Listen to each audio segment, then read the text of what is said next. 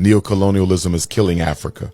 There's three reasons why Africa can't stand because of the so-called investment, which is nothing but neocolonialism. Number one, when the World Bank and the IMF, Britain, France, Belgium, America, when they loan African states this money, particularly the IMF and World Bank, which are both United States-based institutions, they make three things a requirement. Number one, the interest rate. Most African countries are in debt because they have to spend so much of their gross national product servicing the debt. They're not even knocking off the principal. They're servicing the debt, the interest. They're not even touching the principal. So the debt is not going away. It's getting bigger, and still you're spending 30, 40, 50, 60% of your GNP financing the debt. So that's number one. They make sure the interests are so high, you'll never pay it back.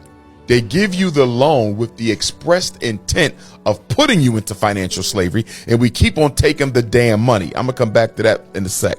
So number one is the interest. Number two, it's the family planning strategies that they make you sign off on. So in order to get this money, you got to push homosexuality. You got to push birth control, hysterectomy, all of this other stuff, right? So they disrupt. It's documented, this type of. Oh, yeah. This ain't no secret. Go do your research. And the third thing that they do is open economy, open market. You got to have a free market economy. This is probably the biggest problem. When you take money from the World Bank and IMF, you cannot protect your indigenous market. So for example, if I'm in Senegal and I got salt, I'm in Cameroon and I got palm oil, I'm in Nigeria, and I got cola nut, just for an example, and I export this to the world, right? I'm in Benin and I got tea. So because I got my own tea, I don't want Tetley coming in here. I don't want Lipton coming in here. I don't want Starbucks coming in here.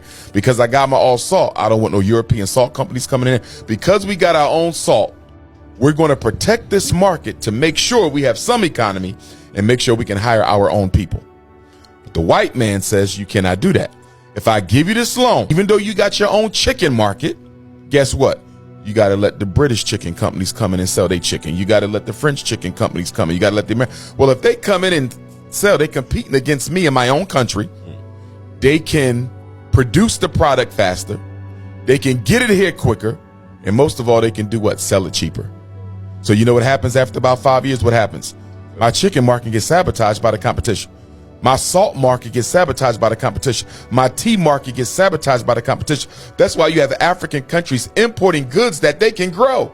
Why am I importing salt if I can grow salt? Why am I importing chickens when I had my own poultry farm? It's because the white man made you compete with his companies in your country. And they sabotaged your market. They want Africa completely dependent on white folks because it's the only way they can continue to exploit.